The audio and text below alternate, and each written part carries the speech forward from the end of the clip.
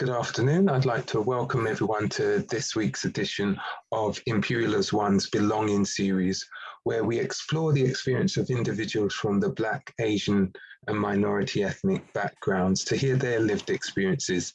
And I know I say this every week, but this week we've got another special treat for us, because we've got Professor Azeem Majeed, and he is a professor of primary care and public health at Imperial College in London. Azeem, it's so good to have you with us. And I'm going to start off by just asking you the question of what it was that gave you your sense of identity, your sense of belonging as you were growing up. Were there any specific things within the family which helped you to kind of like find who you were, as it were?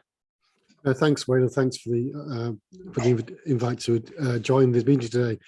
So I grew up in the 1970s. I was in school in the 70s. I left school in 1980. So I actually lived in Wales, in quite an area that was very monocultural, so very Welsh. Very few ethnic minorities.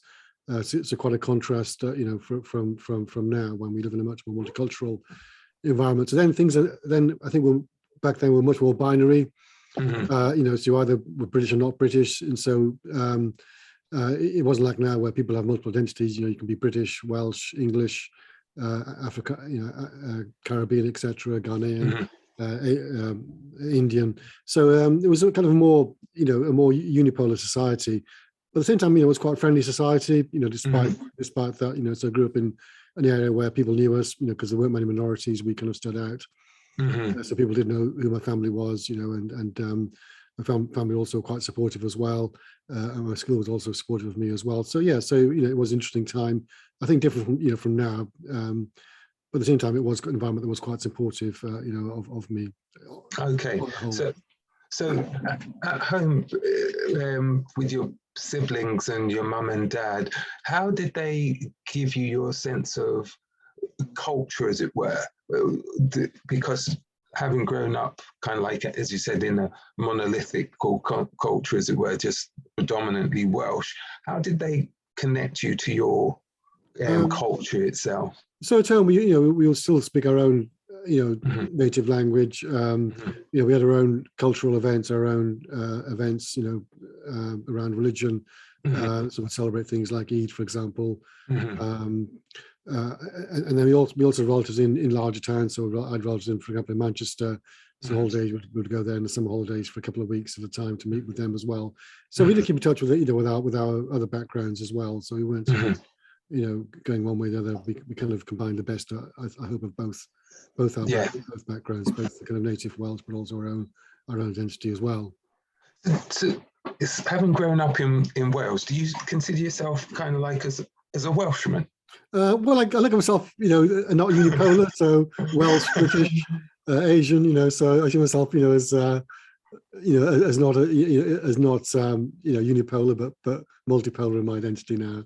So I've got bred. So if I'm back in Wales, yes, I would support Wales in football and rugby. Meet my friends there. In England, I hope to support England when they play football. So I would say I'm multipolar now as opposed to being unipolar in my identity. Brilliant.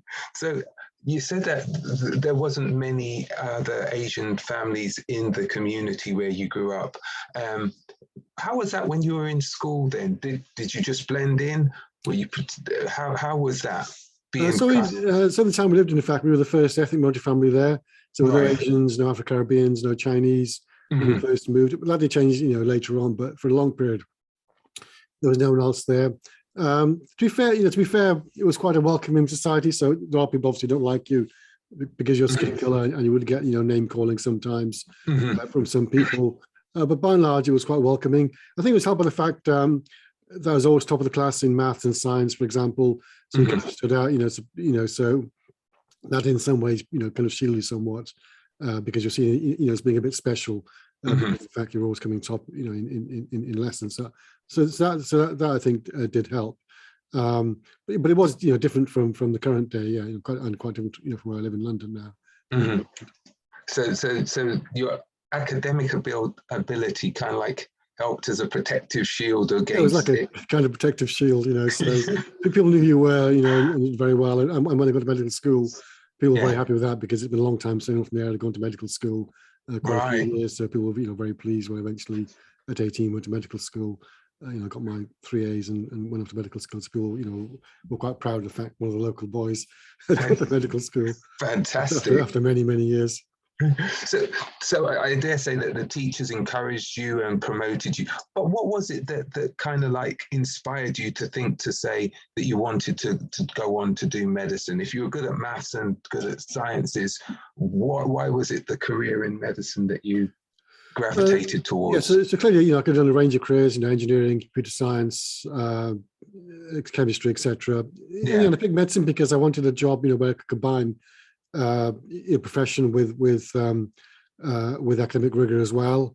And so, you know, being a doctor seemed a good option. You know, you could do a job where you help people, but also you had a chance of perhaps getting involved in research and teaching as well at the same time. So you combined, you know, the best of all three disciplines of research, teaching, and of a practical profession as well. I understand that from where you're coming from now in terms of having gone through, but at kind of like at 18, what was it that gave you, or did you have any role models or anything like that who you looked up to and you thought, well, potentially I could do that job, etc.? Yeah, so I didn't really have any role models. So I was the first person in my family to go to university. We had no relatives, you know, who were doctors. You know, I didn't know the local doctors very well. You know, I had a GP, but who I saw occasionally, but didn't really know that, you know, him or his colleagues very well. So I didn't really have any role models or anything to encourage me. It was more kind of self-driven, you know, the desire to do medicine. So there was no external role model, you know, or pressure. It was just really, you know, my own desire to study medicine. Okay, I don't mean to push you, but it's that kind of like that self-starter, that kind of like looking at the different roles which you could have gone into, but medicine was something which really captured your attention. Yeah, it did catch my attention. You know, something I, you know, really wanted to do. So I was very pleased to get a place in medical school and be able to study, and eventually, you know, train to be a doctor.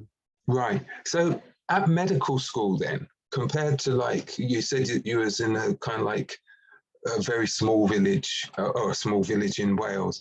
Where did you go to medical school, and how was that as a comparison to? So I went to medical school in Cardiff, in South Wales. So I moved from a smallish town of around 10,000 people to a city of, you know, 300,000 people. So quite a big contrast. So much more multicultural, much more diverse, much busier. People, you know, didn't know you. So in my town where I lived, everyone kind of knew everyone else. You know, in a big city where people didn't really know you. The other difference was, as I mentioned, in my school, I was the top of the class. When you go to medical school, you have 150 that are top of their class, so you're no longer that special academically. So that was, you know, quite not a blow, but it was something different. You know, the fact that you know, I'd always been top, you know, and everyone knew I was. And suddenly, you know, medical school, where 100 plus people who were essentially, you know, on a very similar level to you in terms of their academic ability and performance. How did that make you feel at that point? Kind of like coming from that, I'm going to put it as a big fish in a small pond, to a kind of like just a small fish in a bigger pond. How did that make you feel? If I was being honest, I would say I didn't like that. You know, so I was no longer special, and you know, I'd been used to being special for a long time, and yeah. So if I was honest, you know, I was only 18 at the time, wasn't, you know, very old or mature. I didn't like the fact, you know, that I was no longer coming top in everything. You know, I was working hard, but you know, I would no longer be the top person, you know, in the class. You know, I was doing quite well, you know, in medical school, but I was no longer standing out because the standard was so high. So yeah, so I'll be honest and say I didn't really enjoy that experience, but it did teach me humility, which was good, you know. So I learned to be more humble, and you know, I was no longer special. I was one of many people who were very similar to me. Okay, no, this is a common theme which I hear when people who are very bright academically and then go into another setting where there is a lot of people who are bright academically, and it's how they overcome or how they perceive themselves in that situation.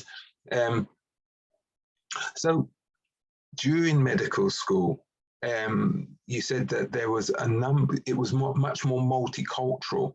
So did that help in kind of like forming your identity of what it was to be kind of like a Asian man in that kind of society or in that kind of setting?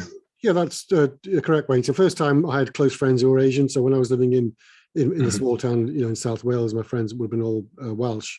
So the first time I had friends who were actually Asian or Afro-Caribbean origin or Chinese, as opposed to being white Welsh people. But I still had made friends from other backgrounds as well. So I had Welsh friends, English friends, etc. But also, I made friends from other backgrounds as well, which was very, I think, good for me at that time. Right. Okay. So, in terms of kind of like what you've then gone on to do in terms of your profession, in terms of becoming a GP, working within the community as such, what would you say has changed over time in your practice, in the places where you work? I know that you're now in London, but where are the main places which you've worked? And has there been? So I worked initially in South Wales. So the first 4.5 years after I qualified, I worked in South Wales. I did my what we call house officer jobs, and then three ATP training, and I did 6 extra months in elderly care. I then actually moved to public health for 5 years. So I worked in public health in Gloucester and London. So I actually trained in 2 disciplines as GP, then as a public health specialist. So I'm actually trained, in 2 different areas. And then I moved to London to finish off my training. But I carried on working as GP and doing public health work while doing academic work. I think one thing has changed, as this talk is about diversity, is that when I was a student and junior doctor, there weren't many ethnic role models. All professors would have been white British, typically, with just the occasional one who wasn't white British. So I think what's good, when you look around now in medicine generally, it's much more diverse at a senior level. So it was diverse in my day, but at a more junior level, as you go up the hierarchy, the diversity got less and less. So it's, I think it's much better. We've now got professors from multiple backgrounds, consultants and GPs from multiple backgrounds, which wasn't so much the case when I was training. In those days, it was quite clear there was a definite hierarchy in who got to which posts, which I think is to some extent gone now. Okay. Did you experience anything like that? That kind of like almost like said, well, this isn't something that you could do, and that's not for you. It's just. So I didn't really, at the time I was quite young, so you're not fully aware of what's going on around you. There's one experience which I had was that when I finished in my house officer posts, I had to apply for GP training posts. So I applied for various, posts around South Wales, and there's normally 3 programs, but each post I applied for, I wasn't shortlisted. At the time I thought that was just bad luck. But later on, when I was a bit older, I thought about this. So actually, if you take my CV and take my name off the CV, and compared it with the other CVs, it would look essentially the same. You went to school in the UK.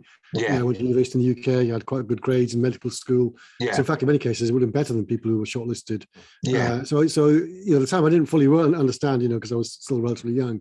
It was later on in life I actually looked back at that experience. Thought, well, actually, when I knew more about discrimination and diversity, I thought to myself, well, actually, if you'd anonymize those CVs, then then my CV would look very much the same or even better than the people who had been shortlisted for interview. So that was a bit disheartening, to have that kind of realize that eventually. And this is why we moved on, and now CVs are now anonymized. For example, when you apply for jobs in medicine, to kind of reduce that covert bias that was there in that era. So, can you? I'm probably just because I'm thinking about how the change has come about.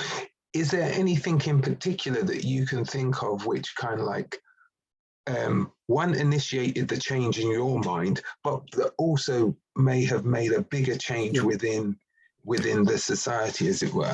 So you mentioned there were 2 things I think which made a big difference. So one was in one medical school in London, these are a computer program which ranked people, and then that program was used to prioritize people for for shortlisting, made for medical school.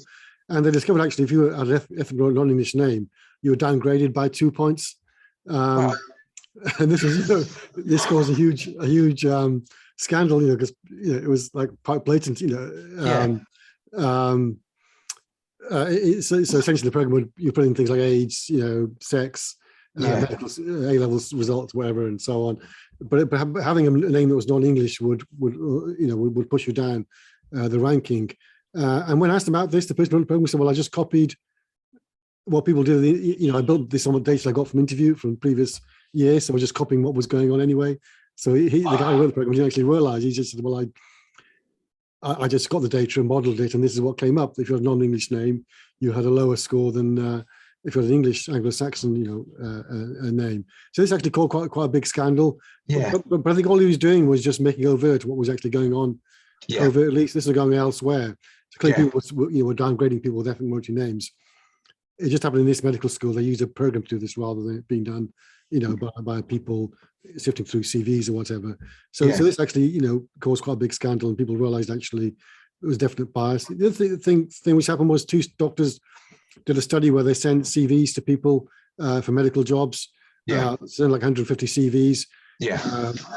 So what they did was they would send the same CV, but just change the name. So you had, Kofi Annan as opposed to John Smith, for example. And everything else was the same, the A-levels, school, results.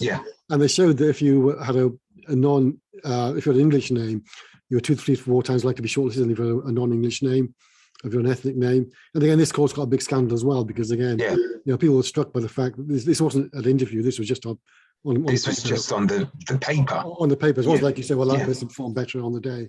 And the CVs were actually identical. The only thing that changed was just the name of the person was changed, so that some CVs had ethnic names and some had sort of English-sounding names. And this again, caused quite a big scandal. And it then led to changes like having CVs anonymized and so on. When it comes to shortlisting people, of course, that doesn't eliminate the bias, but it does help. At least then, the shortlisting is done in a way that's relatively bias-free. Mm-hmm. So that must have rocked the It did, yeah. In fact, what made it worse was the people who did the survey were then arrested by the police because on the grounds they were committing fraud, by sending CVs that were clearly not for real people. And so someone reported them for this, and the case was dropped eventually. But they were warned, not to do this again. You were bringing the press into discredit and whatever. People were going to ignore the fact that actually it was the profession that was doing the bad things. Not these; they were just exposing what was going on. In the profession. So the whistleblowers, as it were the ones who then became the victims. They became victims. The titles are all dropped, but clearly, it wasn't good for them. But it did show, that this bias was quite overt in those days. Just having a non-English name would downgrade your chances of being shortlisted quite substantially. So that's one way of discrimination in terms of having the names, and that's quite blatant. But then also, so you've said that they've now removed the name, so it's anonymous. But there are other subtle ways which bias can still exist. How is that being tackled, do you think? So clearly, some people you might say speak a certain language, which then gives away the fact that they're not they're from a minority. So there are other ways. Clearly at the interview stage, that bias still be there. But now there's more emphasis on training in diversity, training in unconscious bias than there would have been, 30 or 40 years ago. So, things are not ideal now, but they are absolutely better than when I was, in school and in university and as junior doctor.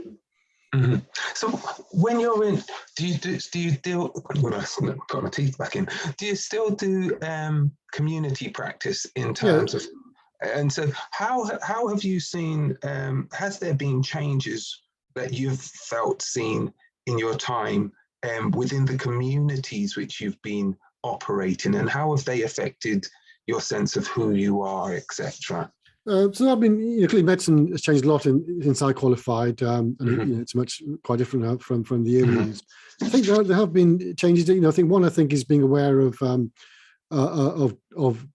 people being treated differently based on their characteristics, whether it's because their ethnic background, their age, their sex. So early on, when I was training as a junior doctor, there was evidence of bias against lots of groups, against ethnic minorities, against women, against older people, in access to treatment and health outcomes. And again, that's improved a lot, subsequently, because of the research that was done to try to iron out these, these variations in quality of care that people had, just based on their personal characteristics. I think the other thing that changes medicine is much more complex now. We have far more drugs, far more interventions than we had, 35, 40 years ago. So it's just more, I think, complex than it was in the past. There's so much more that we can do now for people that we couldn't do, 40 years ago. So which is one of the things that drives up the costs of healthcare, the fact that we can do so much now compared to 30, 40 years ago. So there's almost like the diversity of treatments has increased, or the treatment options have increased. And it's become much more specialised at the hospital level. So when I was a junior doctor, you had like a general physician who did everything, a general surgeon did everything, but now it's like a micro specialisation. And not just bowel. So you might say it's really just bowel surgery, but not just bowel surgery. So you just do stomachs and nothing else apart from stomachs. So it's become a lot more specialised. Whereas when I was trained, the surgeons did everything, whether it was stomach, bowel, prostates, breast. Now it's become super specialised, and people might just do one very narrow thing compared to what it was 40 years ago. So with the increase in people's understanding of each specialty, it's now recognised that actually your expertise is a lot more narrow. And the downside to that, there are concerns because now people have got multiple diseases. People's care is very fragmented. So, you might have diabetes, chronic lung disease, kidney disease, heart disease, and you're seeing like 5, 6 different specialists. So your care is very, very fragmented. So there are downsides. And one of the challenges we have is trying to make sure people's care is integrated, while still being good, and not split across sort of 5, 6 different specialists, which is often the case at the moment. So that is quite a challenge, because there's something lost in that process when you've got sort of 6 doctors who look after you rather than one general physician, for example, who looks after you.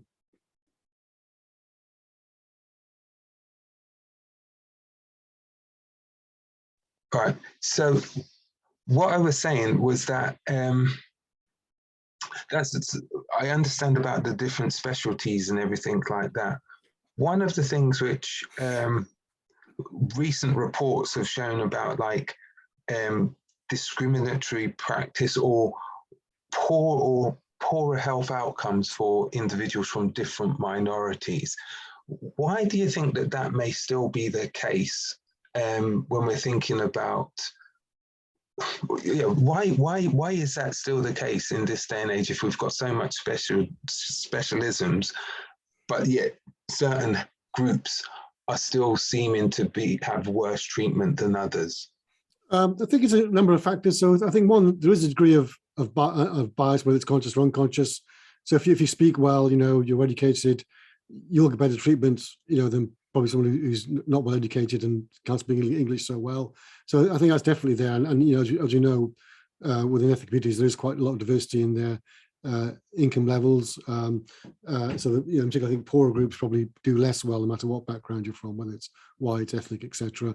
So that's one issue. People who are educated can push themselves forward, will always end up being cared for better, unfortunately, than people who are kind of a bit more laid back and perhaps less confidence about challenging doctors, for example. So there is that. There's also this sense that people don't always understand problems. So one good example is sickle cell disease, which is quite common in some communities. And doctors who are not familiar with the disease, often underestimate the pain and distress it can cause to people when they have a crisis or a complication from that disease. And so sometimes you don't fully understand, the fact the patient, you're not trying to con you, the patient is actually very, very unwell or in very severe pain and needs support. So people are maybe not familiar with all the diseases that might occur in some ethnic minority groups and the effect they can have. So there's a whole range of complex factors around deprivation, education, people's English language skills, their health literacy skills, etc., which all interact to cause these issues.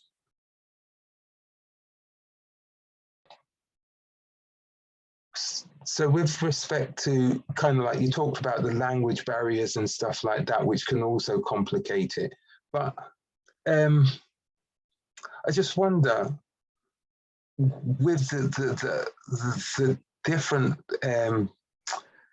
numbers or individuals who are coming into the profession, surely there's a way that shouldn't still be so much of an issue, if that makes sense. In theory, it should be an issue, but if you look at data, we still do have, unfortunately, poor outcomes for some groups. So if you look at, say, maternity care, women from minority groups like Asian and Black groups typically have higher rates of complications than those from white backgrounds. So these problems, still exist, unfortunately, despite our attempts to eliminate them, which I think, illustrates the need for, particular, training around equality, diversity, around unconscious bias.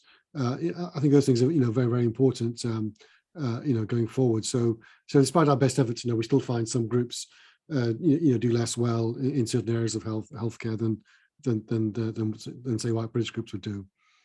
So, could you? I suppose I'm looking for solutions, as it were. How could we address these issues going forward, do you think? So one thing NHS has done, which has been quite good at, is recording data ethnicity, because you need information to to look at outcomes, and so unlike, say, France, where you can't record data ethnicity for legal reasons, in the UK, the NHS has been recording people's backgrounds, both religious backgrounds, ethnic backgrounds, and that data is a very powerful tool, because if you look at one patient, you can't really tell why they had a bad outcome, bad luck with that person. But you've got like 1,000 or 10,000 records.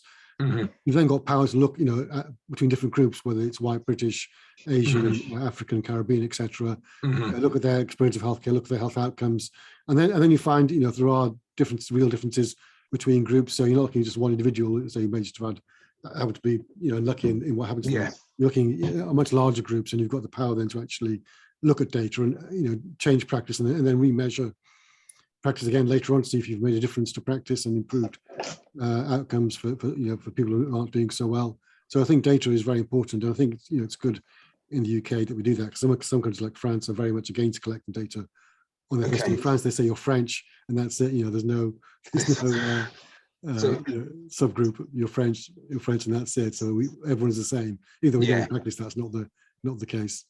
So it's almost like a blinding, because they say that everyone should receive the same treatment. Yes. It almost blinds you against the discrimination. So in France, for example, the data we collect routinely on ethnic background would be illegal to collect in France, for example. The law prohibits that. The law says everyone is French, full stop, and that's it. You're not sort of Nigerian French or Indian French. You're just French, basically. That's it. Okay, so it's a combination of collecting the data, so that the data being used as well, the data being used to provide more accurate and up-to-date training methods for those who are coming in, and so that we can actually see what's actually happening, as opposed to just guesswork, as it were. That's right. Yeah. So I know that you've been very active in trying to help to promote a better understanding of scientific methods, scientific discovery using Twitter, etc. How did you get into doing that? What would you say has been the major impact? So Twitter, initially I joined because I noticed when I was reading papers, you had what's called an all-metric score, which is the kind of measure of how well your paper is doing on social media, like Twitter, etc. So I thought, well, I want my papers to do well on this, being a bit competitive. So I used to go on Twitter for that reason, to push my papers and research out. But then later on, I realized actually Twitter was quite a powerful tool for public engagement. So beyond my own papers, I talk about health issues more generally. Promoting good health behaviors like vaccination, healthy diets, exercise. So I got into kind of a more public health type role on Twitter. Which kind of broadened my audience and and the impact it was having. And then later on, we had the pandemic, which had another big impact on people on Twitter as well. So suddenly I was tweeting on COVID, and for example, and again I got more followers that way and more impact. So initially it was a bit selfish why I went into Twitter, but later on I became more altruistic and became more into public health and improving people's understanding of health issues. In terms, so you must have seen and must have heard quite a number of contrasting viewpoints about the pandemic and the causes and things like that. Where do you, I don't know how to ask this, but where do you think that some of that misinformation stems from, in terms of a kind of like societal impact? I think some of it stems from the fact that it's now much easier to disseminate information than it was, 20 or 30 years ago. So, 30 years ago, you talk to your mates, and information spread quite slowly, it was quite difficult to get. But now, you go on Twitter and you can tweet something that might go to millions of people, for example, going to Facebook, YouTube. So it's much easier to access information, whether information is correct or not correct. So information that's incorrect can spread as quickly or sometimes more quickly than information that is correct. I think, but that's the world we now live in. We can't go back, on that world. We live in a world where information spreads quickly, as opposed to, 30 years ago when it would spread quite slowly. Yeah. So something on Twitter, it's out instantly, it's on YouTube, it's on Facebook. And, unfortunately, people who sometimes have the wrong ideas do actually have quite large followings on social media, which then, exacerbates, the spread of some of these false ideas. I think, it's people need to understand, the basic principles. And I think one good thing about the pandemic is that a lot of people actually learned a lot about public health over the past 2.5 years. People now talk about vaccines, about different types of vaccines, about viruses, variants, which they never could have done 2 years ago. But they can now. These are just people among the public, not scientists, or doctors. So people can actually talk quite comfortably about lots of areas of public health, which they couldn't do 2.5 years ago, which is I guess one positive thing. Although overall it's been very bad for us, the pandemic. Yeah, the pandemic has been bad. You're right to say that. But from that, there are green shoots of better public engagement with science. And also understanding that we face global threats. You can't just stop a pandemic in the UK. If you stop it here, it's still going on in Asia, Africa, South America. It will still come back to us.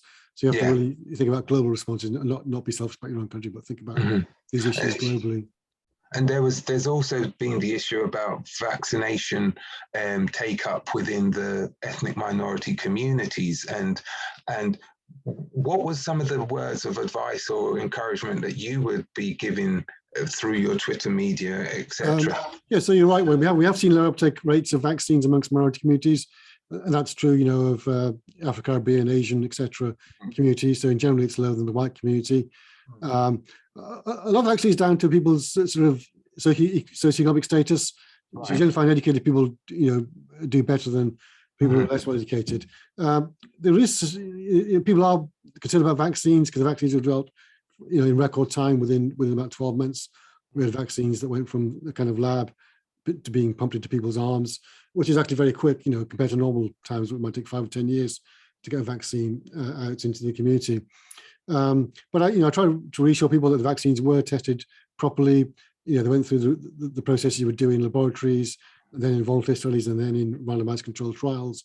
We've now got data on, from millions of people across the world, in fact, billions now, because they've been used so much. So these vaccines are the most studied we've ever had in history of medicine. So, try to disseminate those positive messages that they're well studied. We've got data on vast numbers of people. They do work in suppressing, serious illness and death. And really, that's what's allowed us to come out of the pandemic. Without vaccines, we'd be stuck in lockdowns, with lots of measures in place to keep deaths down. It's vaccines that have made a difference for us in the UK and in other countries. No, thank you for that, because that helps to provide clarity as to the benefits of why the vaccinations are important. I'm going to it's already kind of like 1:05. Are there any questions from the audience that anyone would like to ask? Otherwise, I have a couple more questions which I wouldn't mind putting to you. I always like to ask if anyone else has any questions.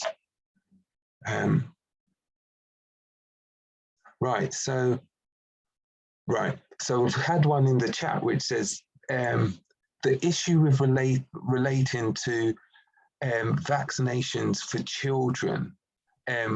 What would you I'm not going to say what would you recommend. What would you say is the current status on that? So vaccines are now approved for children in the UK, age 5 and above, not yet under 5s. So my advice is to have the vaccine. It does provide some protection against serious illness. I think the issue with vaccines, though, is the protection is very much age dependent. So as you get younger and younger, the benefit for you is less and less, which is why some younger people don't take the vaccine, because they think, well, what's the benefit for me? But there's still a benefit for young people and children as well with vaccination. Although I do agree that the benefit is greatest for older people, but it does help all age groups, even young children as well, those above 5. So so I do encourage vaccination among my own patients, amongst the people I come into contact with, whether they're 5 or 55. Okay, that's interesting, because some people, as you said, that there's certain elements where vaccinating children is kind of like age dependent. The benefits are age dependent, the benefits. So because if you look at the risk of COVID, they're very much age dependent. So older people have much higher risk of death and serious illness than young people. So amongst young people, the benefits of vaccination are a lot lower than for older people, which is why it's very important to vaccinate older people, because that's where you really save lives and protect the NHS. But at the same time, it's important also to vaccinate young people as well, because there are some benefits for them, albeit less than for older people. So I'm just wondering, is it more in terms of the benefits of prevention of transmission, or to reduce transmission and potentially protect other age groups? So let's say that as a youngster, I'm able to get the virus but recover, whereas another age group, maybe the elderly, if they come into contact with someone who's had the virus or has the virus, they are more likely to potentially get it and not recover. So if you've got is it kind of like going down the route of herd immunity to some extent? Or it's partly that, but unfortunately with these vaccines, the infection protection does wear off quite quickly. So when you have the vaccines, you are protected for some time from infection or have reduced risk of infection. That protection does wear off after a certain amount of time. The main benefit is in reducing risk of serious illness and death. So although you might get infected, you're much lower risk of having a serious illness that might result in, say, hospital treatment or death than without vaccination. So the vaccines do protect, but against infection, that protection does unfortunately wear off after a period of time. But these still protect against serious illness and death, and so which is why we've got now have quite low death rates in the UK, despite having high infection rates, because the vaccines are stopping people from dying, or at least cutting the risk of them dying. Right, thanks for that question. What I'm going to ask you, coming back to this whole idea of the sense of belonging, sense of identity, how would you say that your sense of belonging and identity has changed as a consequence of you going into the medical profession? How has that impacted you? So working in medicine in London, you come into contact with a wide range of people. So I would say I'm much more aware, of the diversity of the population, of the need for cultural sensitivity in dealing with people, of understanding people's cultural backgrounds. So that's only helped a lot, because in medicine, London's very multicultural. There's someone from almost everywhere in the world in London. So as a doctor, you'll see patients from all over the world. So I think that's been very helpful and very interesting for me to meet that kind of diversity, because there's a risk, if you're in a profession, you just meet people, your peers, who are often, just like you, educated from a similar background. But in medicine, you meet people, so I treat, people who are homeless or refugees or live in council houses. I treat people who live in £10 million houses. So you meet people from all sectors of society, all ethnic backgrounds, and that's certainly very interesting, that kind of diversity of people that you come across. So you're meeting people at the point of need when they and their diverse situations. It kind of like, would you say it's humbling to see? It is humbling, because people come to you for help, and so you have to be, very aware of that, and be aware that you're there to help people rather than them to help you. Your job is to serve your patients, so which is quite a humbling experience. Fantastic. This is going to sound a bit strange. Has there ever been a time when you thought to yourself, I'm not enjoying being a doctor? Yeah, when I first qualified, we worked very long hours. So, for example, in general medicine, I'd be on call from 9 o'clock Friday morning till 9 o'clock Monday morning, and I'd finish around 6 p.m. on Monday evenings. So I'd work 80-hour shifts, Sometimes we're just like the odd hour of sleep here and there. So I have to say that was quite a tough experience. Working 8-hour shifts with broken sleep. Yeah. Some nights I'd work all night through without sleep. So I'd work the day, work all night, and work the next day as well. So I'd go like 40 hours without sleep, 30 hours without sleep. And that was quite a tough experience. I have to say, when I was doing that, you think am I doing the right thing? Working 24 hours, 30 hours without any sleep. It's now changed now. So doctors now work shifts, which gives them time to rest. But in my time, it was very hard. It was the first few years because you're working very, very long hours. And often say you'd work all night without any sleep and work the next day as well. So you go like 30, 35 hours without sleep. So it's interesting. Your story is really interesting because you've experienced so many changes within your profession. You've seen, and I'm hoping they're all changes for the better, based on the things about like how treatments are done, the recognition that it's no longer one person can do all of the surgery on all of the different types of ailments, but also in work practices, there's been a change. So it's a constantly evolving profession. It's evolved a lot, and I think it's certainly. I think the quality of care is much better than it was, when I started out for people, for patients, and a lot better now than 40 years ago. And the working hours, are definitely better. So in my day, it was very tough, and not that it's something I wouldn't wish on other people because it was very difficult. So I'm going to ask, this is going to be my final question, but my final question is going to be, what advice would you have given to your younger self about gaining your sense of belonging identity as you were going into your chosen profession? If I was doing that to my younger self when I was like 40 years younger, I think one thing I'd say is be more confident. So I was probably a bit lacking in confidence when I was younger.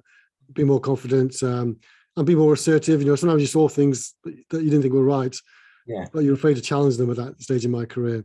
Like a patient being treated badly by another doctor, for example, someone's rude to a patient. You see evidence of bias, for example, but you didn't really, challenge it. I would say now, be more confident, be a bit more assertive than you were perhaps then. I think people were always afraid to rock the boat. And that was the case when I was younger. I was probably a bit afraid to rock the boat, to use an expression. And I think that's true. Lots of young people, because you kind of lack confidence in yourself, and you think, well, can I challenge this professor who's like 30 years older than me and so much more experienced? And that's very hard, I think, when you're young. So I would say, be confident and be a bit more assertive and be prepared to rock the boat, to use a metaphor. No, that's brilliant. I totally understand that change in terms of who you're becoming and the standards which you want to see moved forward as you're growing, as it were. It's been a pleasure to have you on with us today, and the conversation has been so rich. I just want to say another real big thank you. And continue sending out those tweets and informing and helping so many people to understand the profession which you're doing. It's been really insightful. Thanks, Wayne. It's been great to be on the show. So thanks very much, Wayne, for organising this. All right. I'm going to just let people know what's happening for next week. And next week, we're going to have, not next week, sorry, I lied to everyone. Because next week it's going to be the Queen's Jubilee. So we've all got next Friday off.